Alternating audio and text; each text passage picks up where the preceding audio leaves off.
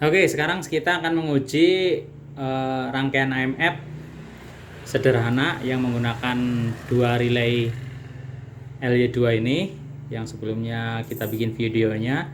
Nah, kita akan uji menggunakan modul AutoStart ya, 3110. Ini cara menyambungnya. Ini untuk remote startnya, ini dari pin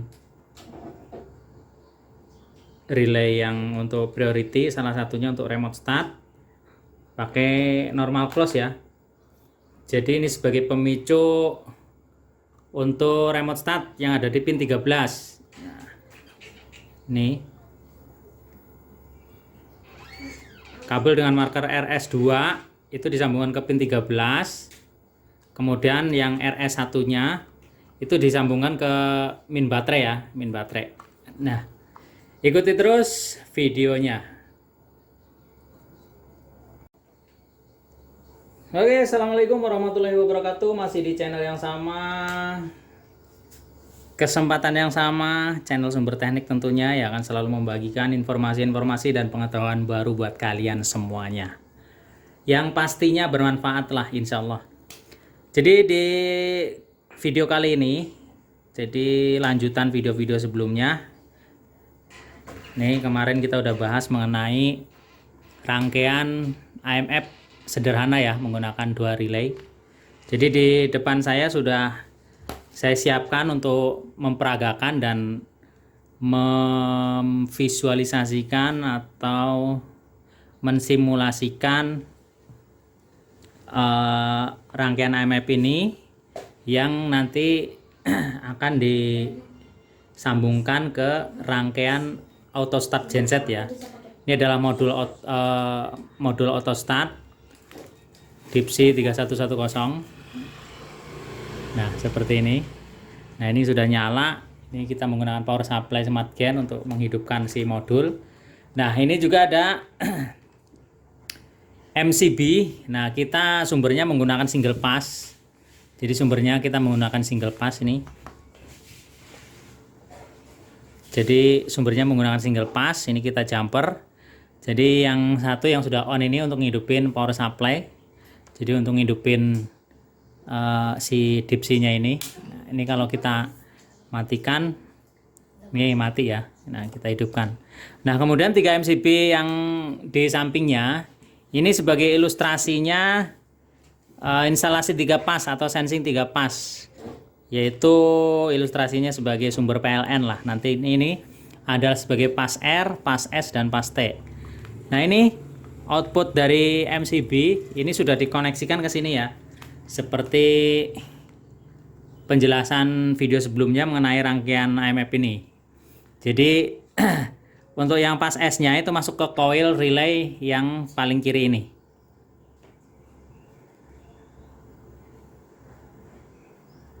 Nah, masuk ke coil relay yang paling kiri ini untuk pas S-nya. Ini kabelnya ini, nggak saya urut lagi. Ini sesuai marker aja ya. Nah, kemudian untuk pas T-nya ini masuk ke coil relay yang sebelah sini.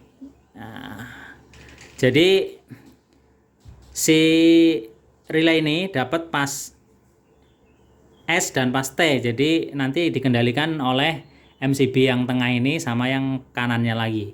Jadi kita trial dulu ya. Kita lihat posisi kontaknya nih, posisi kontak relaynya biar kalian paham ini. Kontak relaynya. Nah, ini kita yang S ya. Kita naikin yang S. Nah, itu sudah bunyi. Kalian perhatikan kontak relay yang ada di sini. Nah, ini sudah bekerja. Kemudian begitu pula yang relay yang sebelahnya ini. Ini adalah MCB yang kanan, sebelah kanan lagi. Nah, itu juga ada pergerakan ya. Kalian lihat relay bagian ini. Bunyinya juga udah nyaring dan dia bekerja. Nah, itu bukti bahwa rangkaian ini, jadi untuk pas yang kita ilustrasikan sebagai pas S dan pas T sudah bisa mengendalikan dua relay ini. Nah, kemudian untuk pas R-nya dari sini, ini adalah masuk ke kontak relay kontak relay yang sini ya, yang kaki nomor 5. Kemudian outputnya untuk normal opennya seperti penjelasan video sebelumnya. Ini di jumper. Nah, kemudian outputnya mengendalikan relay yang ini nih. Ya. Jadi ketika tiga-tiganya on MCB ini akan menggerakkan dua relay ini ya, dua relay LY4 ini. Satu untuk sistem priority, keduanya untuk sistem dual power supply nanti untuk COS. Namun untuk yang kita bahas di video ini relay yang satu yang ke sana untuk sistem dual power supply nggak akan kita bahas dulu. Jadi kita akan bahas relay untuk AMF dan priority-nya saja. Oke. Jadi lanjut. Nah, kita akan hidupkan satu persatu nih. Nanti amati di pergerakan di ini. Ini kalau ketika yang R kita masukkan belum ya, karena masih terputus. Kita masukkan yang S, dia baru on satu. Kemudian kita masukin yang T.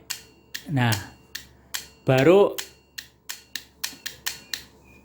relay tiga-tiganya ini 1, 2, 3 dia langsung kerja. Ini dipicu dengan ini dulu karena dia menghidupkan relay ini. Kemudian setelah ini hidup dibarengi dengan relay yang kedua LY4 ini dia bekerja. Ini dilihat posisi pergerakan platinanya ya. Nah, itu udah bunyi tuh. Nah, ini kalau dilihat di sini. Tuh dia gerak ya. Nah, ini sudah bekerja. Jadi karena ini yang TR ini dia dapat tegangan langsung dari ini hati-hati. Ini ada tegangannya di sini. Ini pasti ada tegangannya tuh. Nyalakan testpannya. Ini hati-hati kita simpen jauh-jauh lah, jangan sampai kepegang.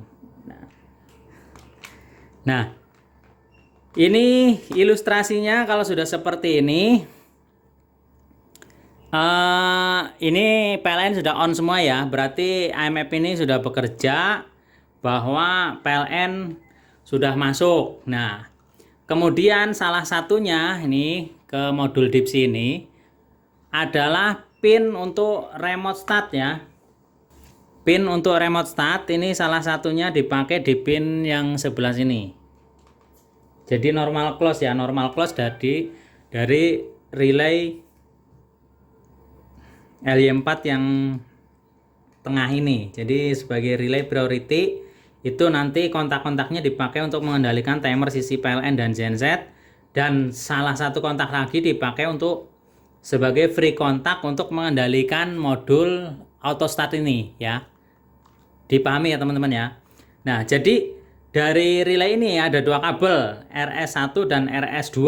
Jadi bahasanya remote start 1, remote start 2. Jadi intinya dia cuma kontak normal close. Jadi ketika relay ini nggak on, itu dia nyambung untuk menghidupkan genset.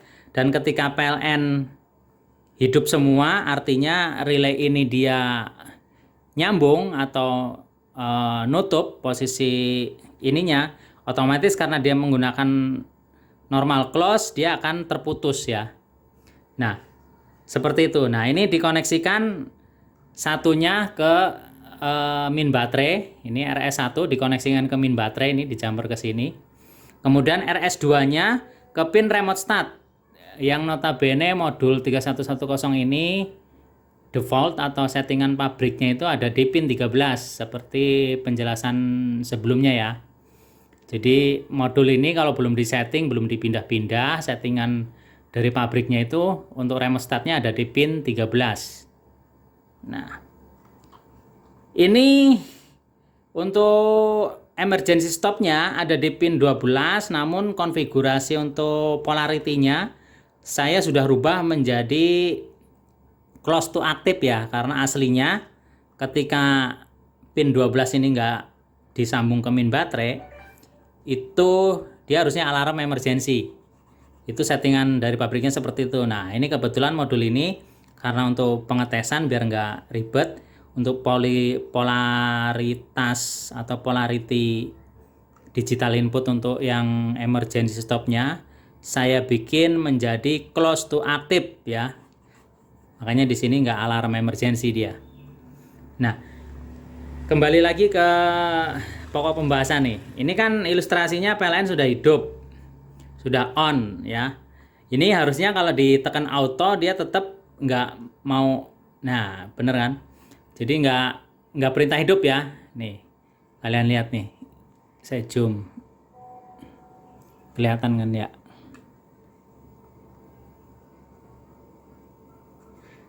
Nih. Nah, kayak gini aja biar lebih jelas. Jadi ketika PLN memang hidup ketiganya, jadi biar fokus semuanya. Ini ada lambang auto, PLN hidup semuanya, dia nggak merintahin start. Namun ketika salah satu fasa mati, ini kita coba satu persatu ya. Salah satu fasa mati, kita coba yang R dulu. Nah, otomatis relay ini masih hidup. Relay ini apa namanya? Kedua relay ini yang LY2 itu masih hidup, cuma relay ini mati ya. Relay LY4 mati sehingga dia memerintahkan genset untuk hidup nih. Dia perintah start nih. Nah, ini juga sekaligus saya informasikan bahwa nanti akan timbul alarm nih. Jadi 3 kali start. Nah, kalau lampu LED nyala ini dia berarti lagi crank rest ya. Crank rest 10 detik. Nanti ketika dia lampu LED-nya mati, nah ini proses start ini. Cekik. Nah, seperti itu. Jadi proses start dia untuk meminimize power, standar LED-nya mati. Nah, ini mungkin sekaligus saya jelaskan juga ketika ada alarm seperti ini, ada lambang seperti ini adalah alarm fail to start ya. Fail to start artinya bahwa modul sudah dipicu untuk perintah start atau ada perintah start. Si modul sudah berusaha men-start 3 kali. Karena sekali perintah start itu dia memang sebenarnya prosesnya 3 kali start ya, itu standarnya, standar dari pabrikannya. Tapi itu bisa dirubah, bisa cuma 1 kali start, bisa 2 kali start, itu custom lah, bisa dirubah. Jadi terkait ini fungsi otomatis, pemicu untuk auto startnya sudah bekerja, si modul sudah memproses dengan melakukan perintah start, namun genset nggak mau hidup. Nah, setelah 3 kali start tidak mau hidup, nah ini diteruskan fail alarm seperti ini. Ini tandanya fail to start. Ya artinya modul sudah berusaha menghidupkan tapi genset tetap nggak mau hidup. Berarti ada problem yang lain. Nah, kalau secara elektrikal mungkin bisa jadi ya dipastikan output fuel dari modul ini keluar apa enggak, bisa mengendalikan relay atau enggak. Atau yang paling sering ya justru bermasalah di mesinnya itu sendiri. Yang paling sering terjadi ya masuk angin, mungkin karena solarnya nggak naik atau ada kebocoran di pipa selang input, dan potensi-potensi penyebab masuk angin seperti yang sudah saya jelaskan di video-video sebelumnya. Itu yang paling sering ya.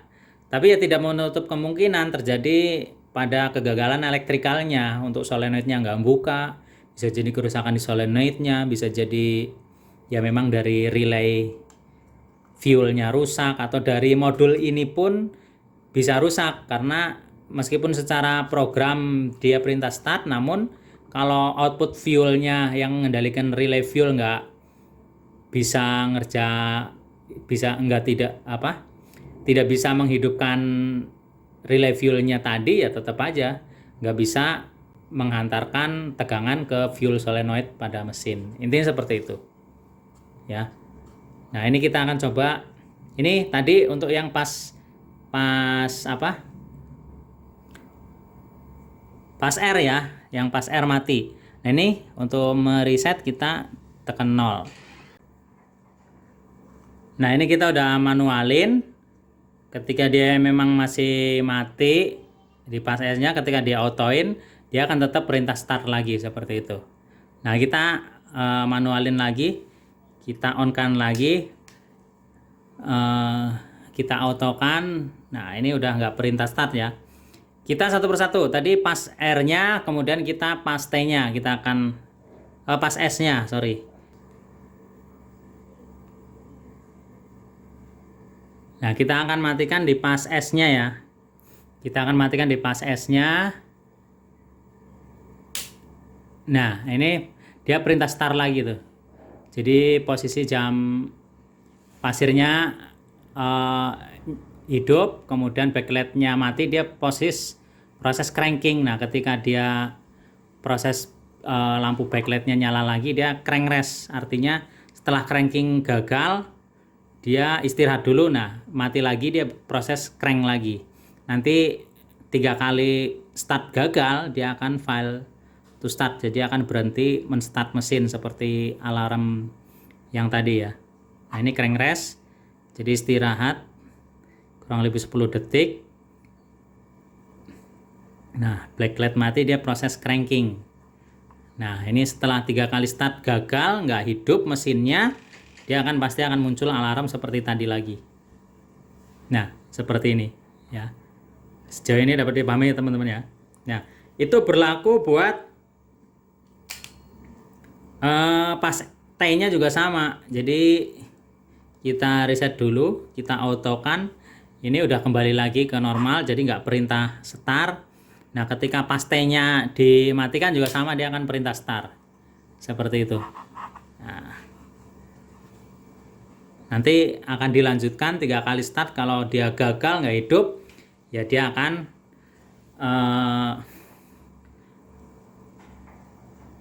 dilanjutkan untuk file to start ya, seperti tadi.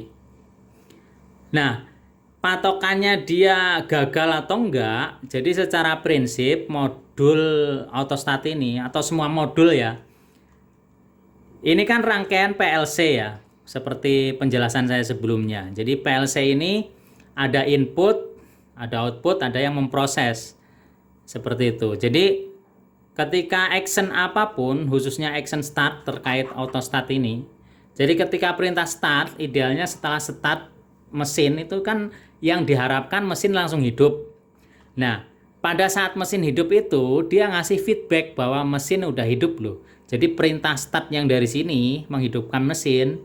Nah, mesin itu sudah hidup. Nah, mesin sudah hidup atau feedback yang dipakai untuk modul secara umum itu bisa dari tegangan ya. Tegangan di pin 9 sama 8 itu kan single pass. Single pass 220 volt ya. Bisa 380 volt juga pass to pass. Ini bisa di sini masukin. Itu tinggal tergantung konfigurasi di dalamnya. Bisa juga dari switch oli yang tersetting di pin 16 ini. Jadi feedback yang saya maksud tadi adalah ketika